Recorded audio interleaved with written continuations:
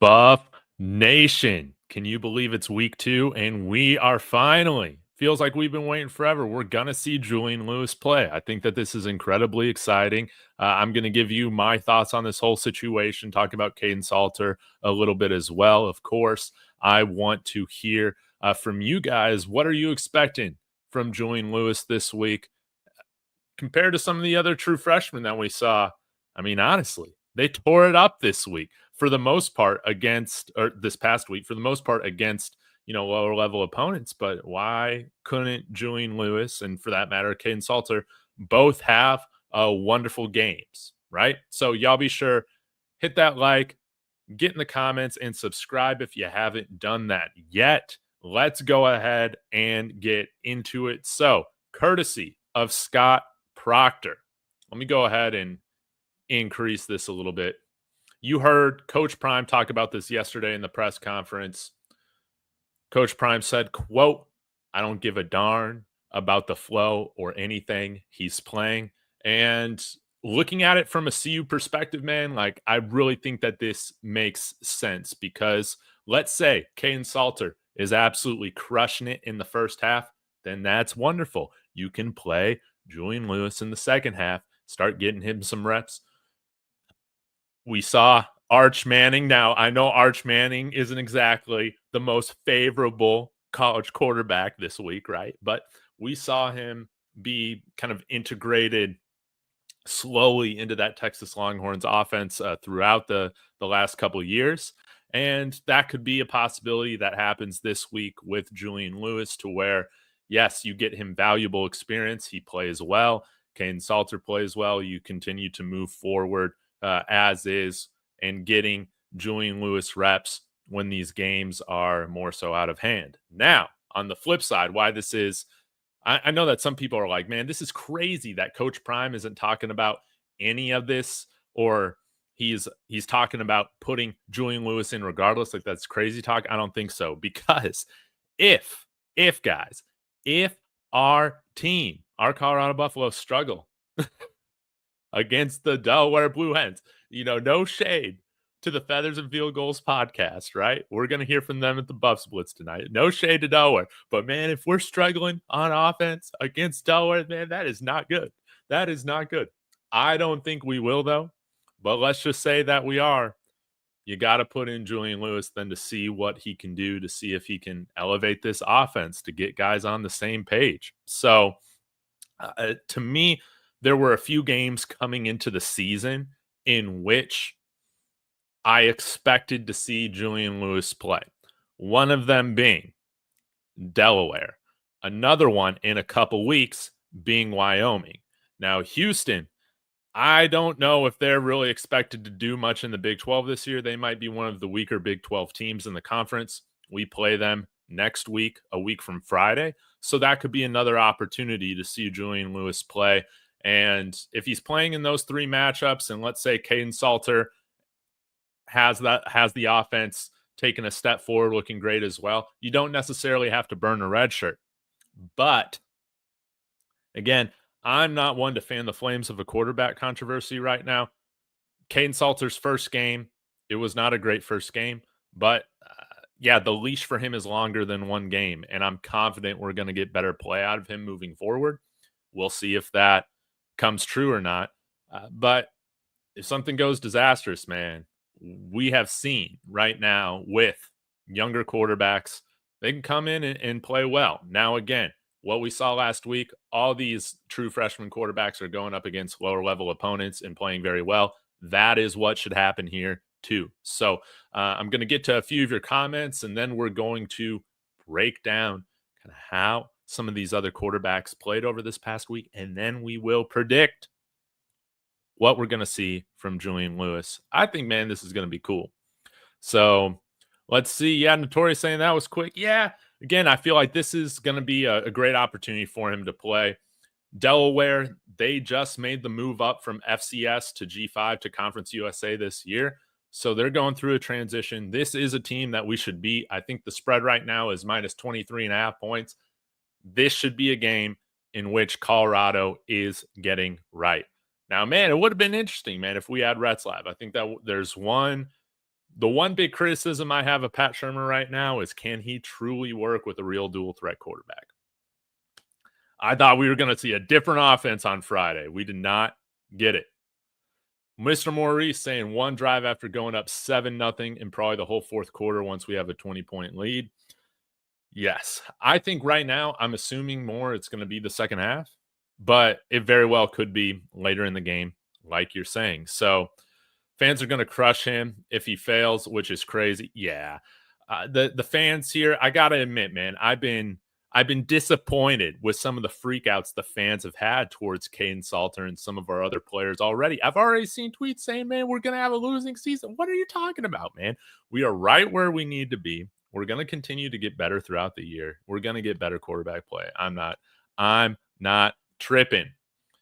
Buffs News Weekly, Russ, he wanted Mensah over Salter, looking like, hey, Jerry Mensah had a good game too. So if we struggle Saturday, then yes, this season is over before it starts. Well, we'll have to see. And again, if it's a close game, JB, then you put him in there anyways, man. If this is a close game with Delaware, just like Russ said, man, you might as well just play the young phenom. So it's a win-win situation, I think, for CU right now. There is pressure on Kaidon Salter to come out and look more comfortable and to play better, play within himself, play within the offense. And I think he can do that. And I think he will show that this week. But before we dive into some of the predictions, taking a look at some of the other freshmen and kind of using that as reference here, guys, I have a flagship sponsor of David Talks Bust for this football season. It is Profit X.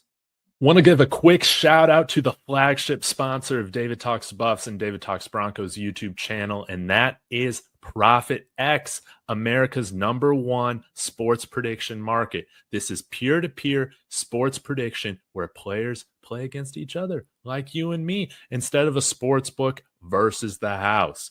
You almost always get the best odds on any play that you're looking to make. They operate in over 40 states, including Texas, where I reside. So use the promo code Dave and claim up to $200 in profit cash for all plays in the first 30 days of playing on the site. Terms and conditions apply. Now, I want to show you a couple plays that I'm making this week. Denver Broncos -8, +100. Traditional sports books right now have it at like -100. But here with Profit X, I get +100. Then here with the Colorado Buffaloes, I decided to do my own custom spread for the first quarter of CU versus Delaware this weekend. What are you waiting for? Go ahead, click the link in the description, sign up using my promo code Dave on Profit X, and join me on America's #1 sports prediction market. Well, by golly, I think that was a fantastic ad read. Shout out to Profit X for, hey, keeping the lights on here for David Talks Buffs and David Talks Broncos. And I just want to show you a couple other things that I put on here. Just threw $1 of profit cash on a play that I have here for -24.5. I think that's great. So if it hits, then I get double my profit cash plus a few more cents, man. So that's nice. Join me on Profit X and the #1 sports prediction market. Thank you for sponsoring the channel, and of course, shout out to Taco Bell as well for sponsoring the channel. Go pick up one of your Julian Lewis cups here from Taco Bell. They're donating $1,000 to CU Athletics for every touchdown. Colorado area Taco Bells, thank you so much. So now, let's go ahead and get into what we think we might see. I see in the comments you guys are like, run the ball. I'm right there with you. I got a Michael Welsh video coming out later this week, okay, guys? It is inexcusable that he's running over people and we're not giving him the ball on the second drive, on the third drive, on the fourth drive. Pat Shurmur, get your head out of your booty. Oh, my God. And to see the Pat Shurmur defenders, and I used to be one, but that was inexcusable. It was absolutely inexcusable. I'm getting distracted, though, guys. This ain't good. We're going to start with Jaron, man, I'm going to try my best.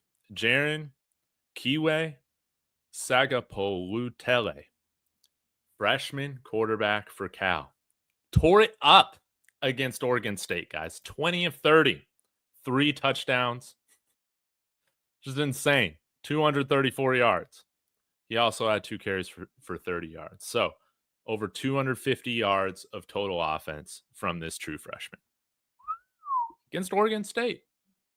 Now, I don't know how good they'll be this year, but Bryce Underwood tore it up against University of New Mexico. 23 of 31, 251 yards, a touchdown, took a couple sacks, but no turnovers. Just like Jaron, no turnovers. That's great. Now, I think everybody was pumped up about Malik Washington with the Maryland Terrapins. 27 of 43 for 258 yards, 3 touchdowns, no interceptions. Wow.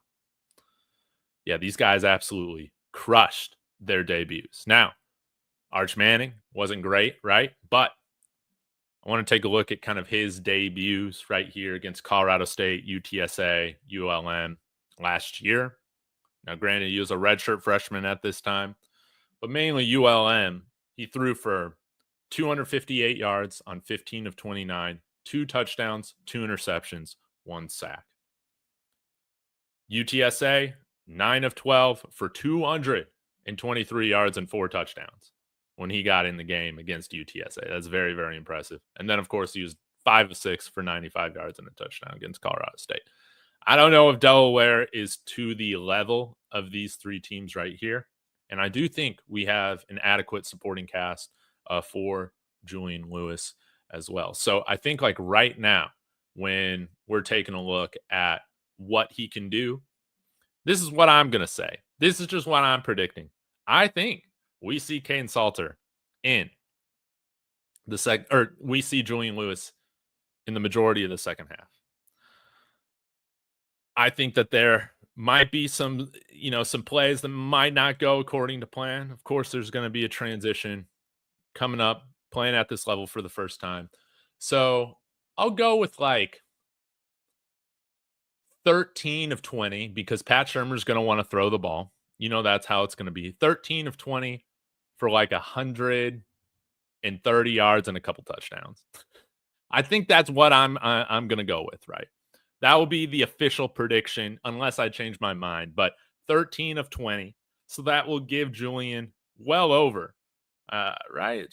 Yes, that's 65% completion, which I think if he hits anything above 60% right now in his debut, I think that's fantastic. Give me 65% completion. Give me like 130 yards or so and a couple touchdowns.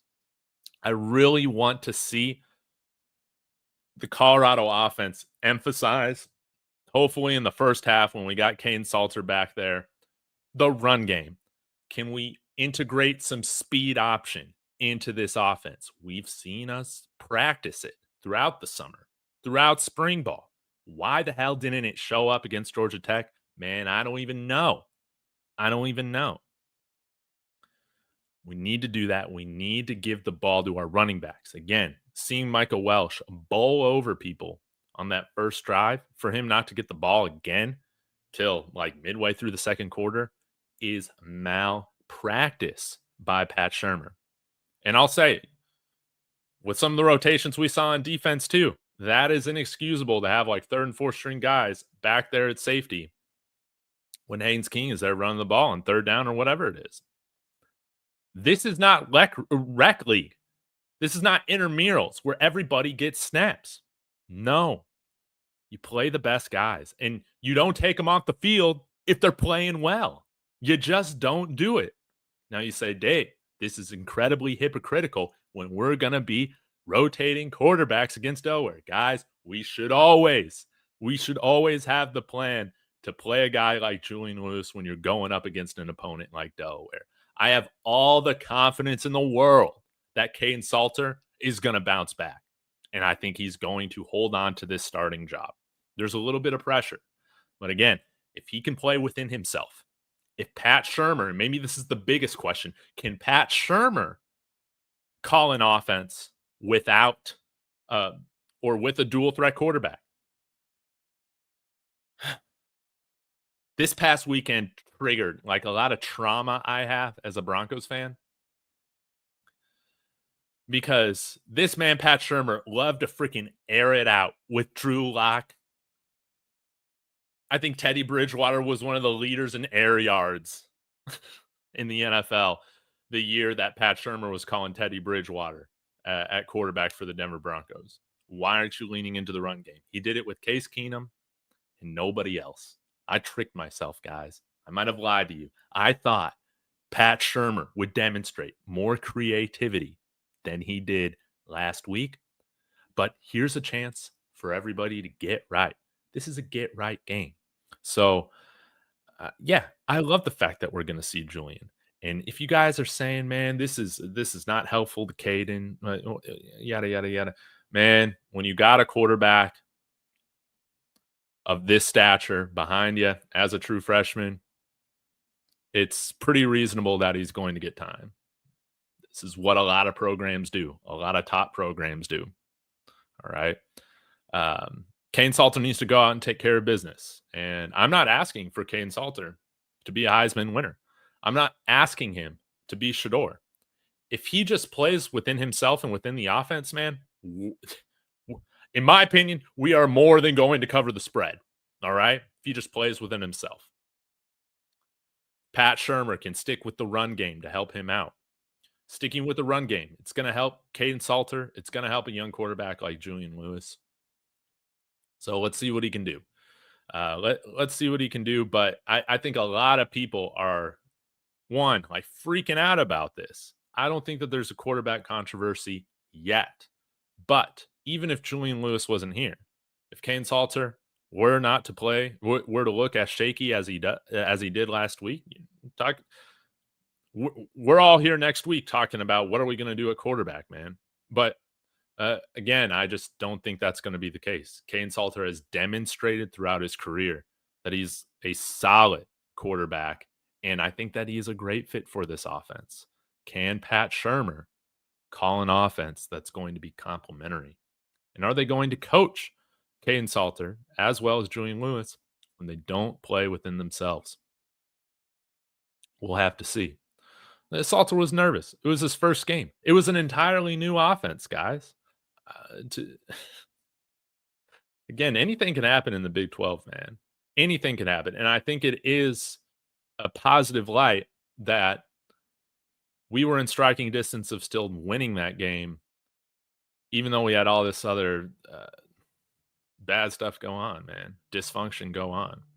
We're going to use these next 3 games to enter in overall conference play on a very high note. Now, we do have Houston again here in about a week and a half to open up conference play, but you guys understand what I'm saying. Like, we're going to be right in there as a contender in the conference from what I saw, I think, and from what we saw last week.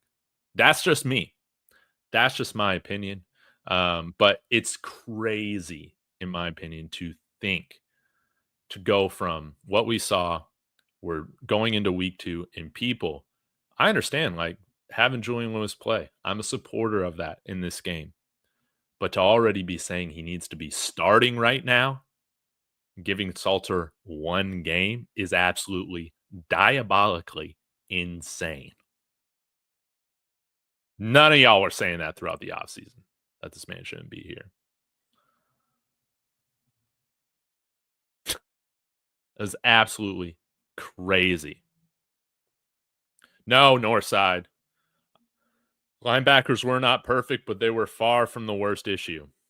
If anything, I got a lot of criticism for how our defensive backs failed to tackle consistently. Beloved Carter Stoutmeyer included. Right? Why are we rotating like it's rec league back there?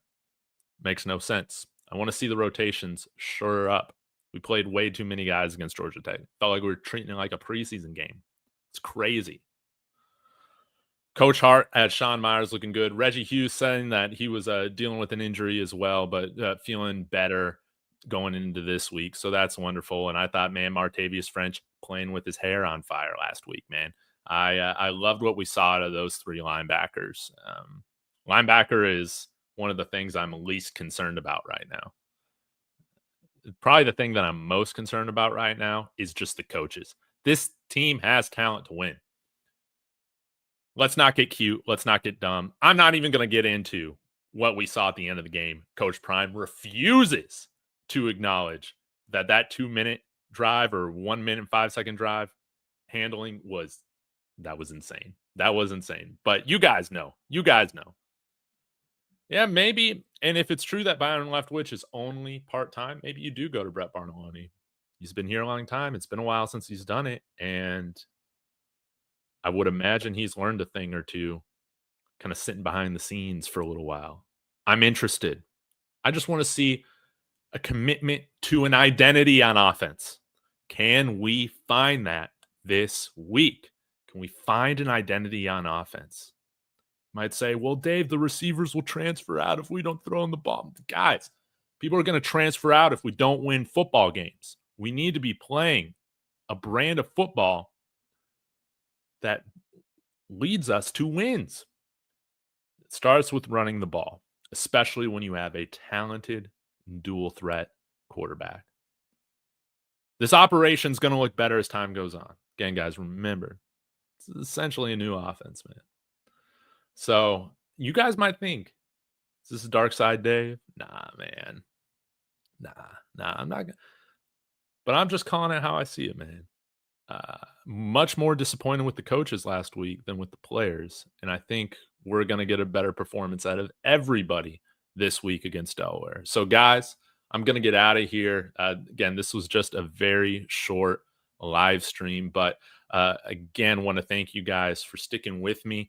Shout out, again, to Prophet X for being the flagship sponsor of David Talks Buffs and David Talks Broncos this football season. This is a dream come true, guys. I couldn't do it without you guys. I couldn't do it without y'all. You are what makes this fun. And speaking of fun, Russ and I are going to have a heck of a lot of fun tonight at 7 p.m. Mountain Time for the Buffs Blitz. I did an interview with Dan of the man. I just had the name of his podcast. I already mentioned it earlier in this video, but now I'm blanking on it. Feathers and Field Goals podcast. Recent graduate of Delaware. We're going to play that interview tonight as well, so you guys can, be on the lookout of what Delaware's bringing to the table. Should be a fun brand of offense, and I think it should be an exciting game. So thank you guys so much.